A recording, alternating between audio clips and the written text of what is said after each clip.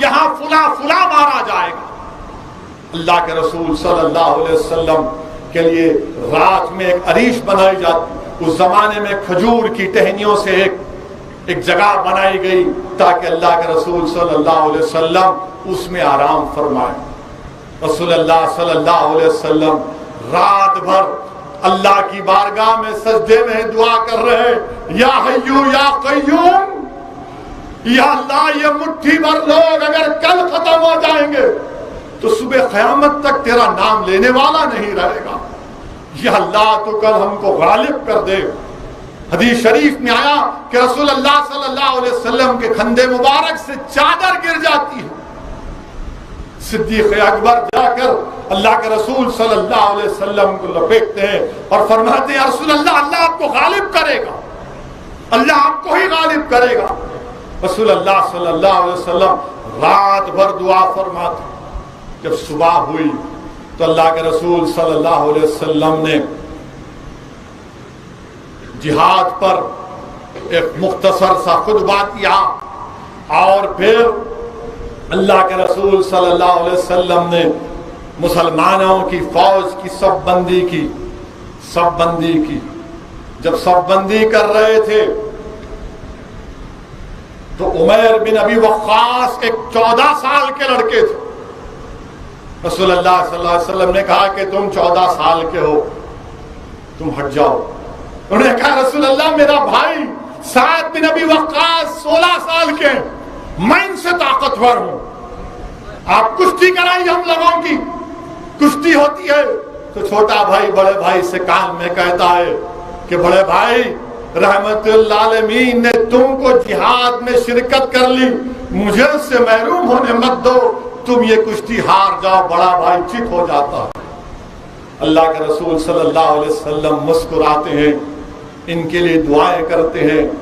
مسلمانوں کی فوج کی صف بندی ہو رہی، آقا کے ہاتھ میں تبر کی چھڑی ہے، اور رسول اللہ صلی اللہ علیہ وسلم تبر کی چھڑی سے حضرت سواد انصاری کے پیٹ پر ہلکی سی ضرب مارتے ہیں، ہلکی سی ضرب مارتے ہیں۔ حضرت سواد انصاری پکار کر کہتے ہیں، یا رسول اللہ آپ نے بیجا مجھے مارا، مجھے اس کا بدلہ دیجیے۔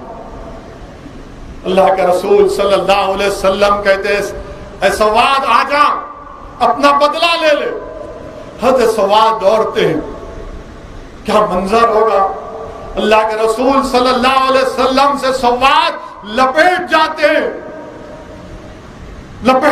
ہیں، سیدھے مبارک کو بوسہ دیتے ہیں۔ رسول اللہ صلی اللہ علیہ وسلم پوچھتے سواد یہ کیا کر رہا ہے؟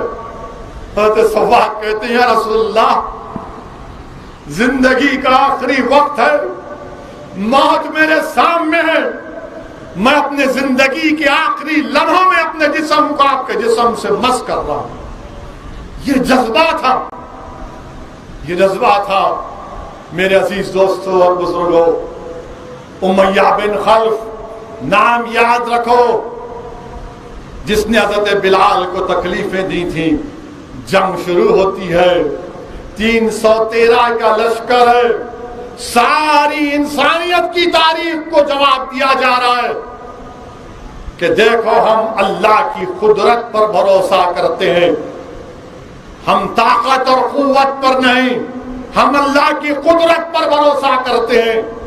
اور جب جنگ کا میدان شروع ہوا تو اللہ کے رسول صلی اللہ علیہ وسلم نے فاروق اعظم سے پوچھا، عمر بتاؤ کیا حکمت ہونی چاہیے جنگ کی، کیا کرنا چاہیے؟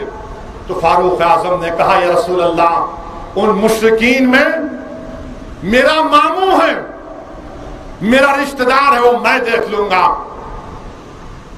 جس کا رشتہ دار ہے وہ اس کو دیکھ لے۔ آپ سوچئے فاروق اعظم کے سامنے ماموں آئے ختم، ابو عبیدہ بن جراح کے سامنے باپ آئے۔ علماء نے لکھا کہ ابو عبیدہ بن جراح یہ دیکھ رہے تھے کہ محمد کا دین یا میرا باپ، میں کس کو بچاؤں گا؟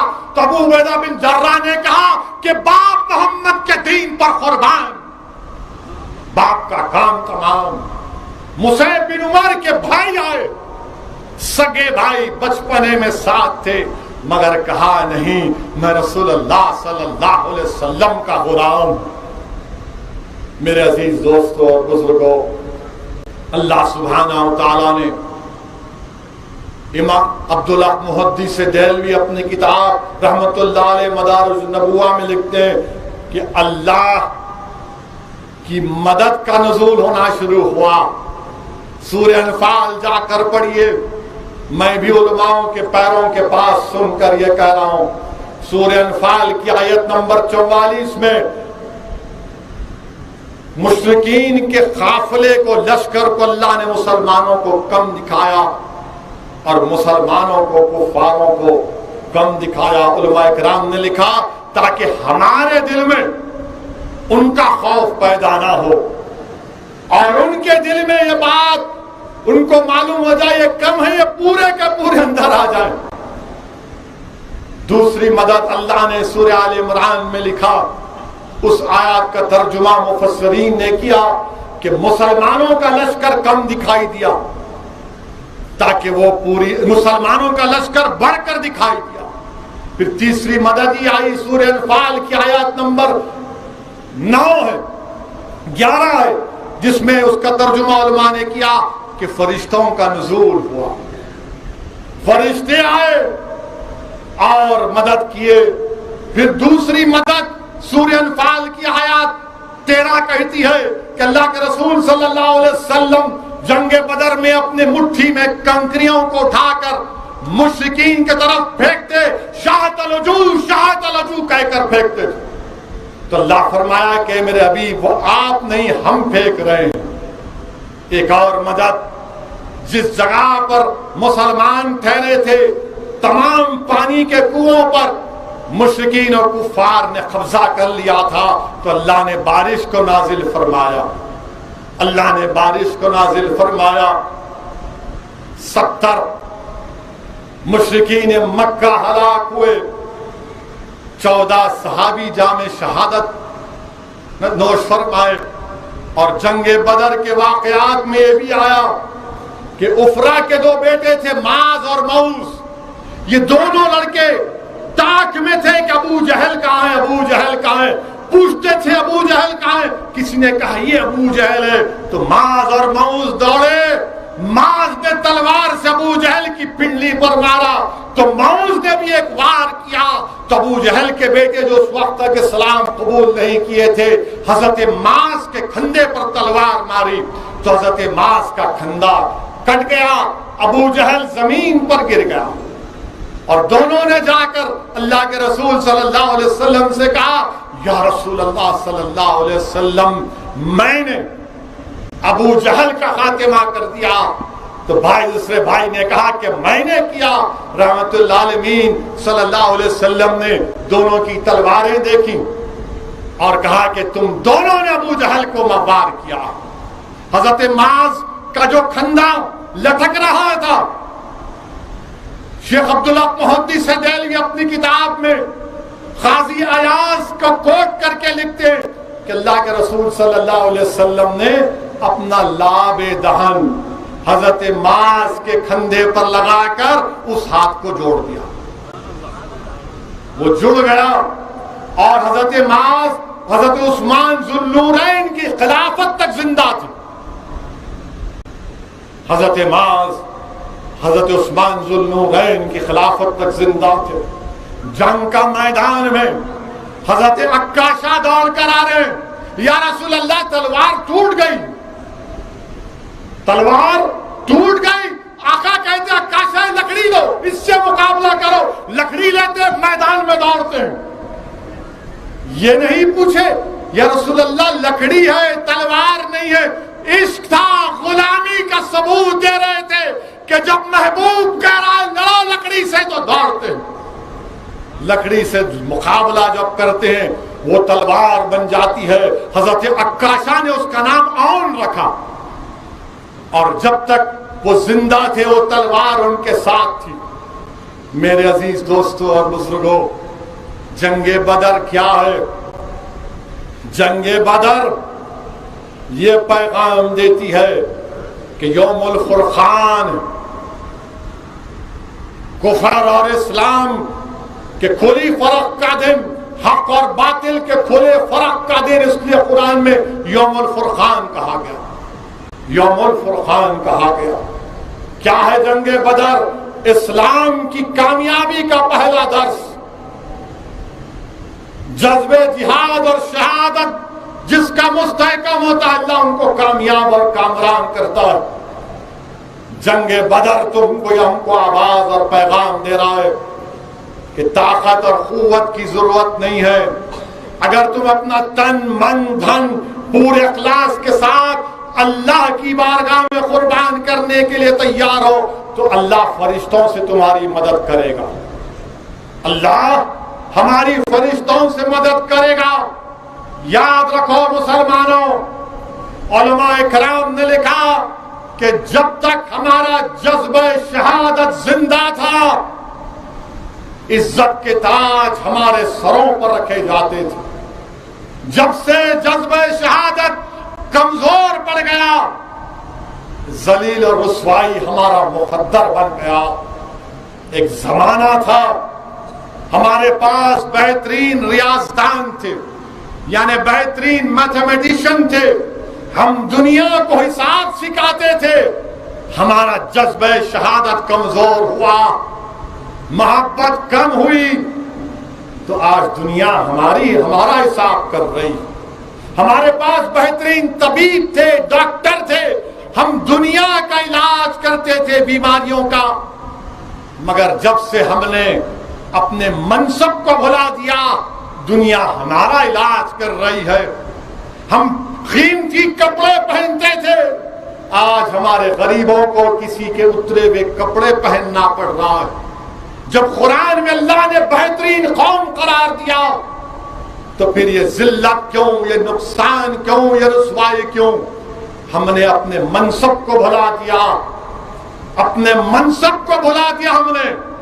میرے عزیز دوستوں اور بزرگوں، جنگ ختم ہوئی، کفاران مکہ گرفتار ہوئے، اللہ کے رسول صلی اللہ علیہ وسلم جب کفاران مکہ کو گرفتار کیے تو اس میں 2 صحابی رسول بھی آئے۔